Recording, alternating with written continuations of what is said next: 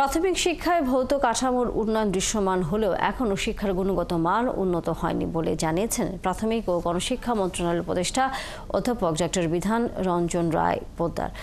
সকালে বরিশাল নগরীর সাগরদী পিটিআই কেন্দ্রে জেলার বিভিন্ন স্টেক হোল্ডারদের সাথে মতবিনিময় সভায় কথা বলেন তিনি।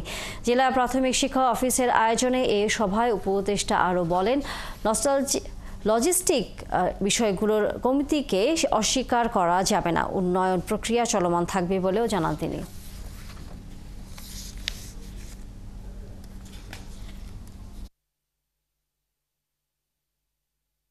আমাদের বর্তমান লক্ষ্য প্রাথমিক শিক্ষার মান উন্নয়ন করা।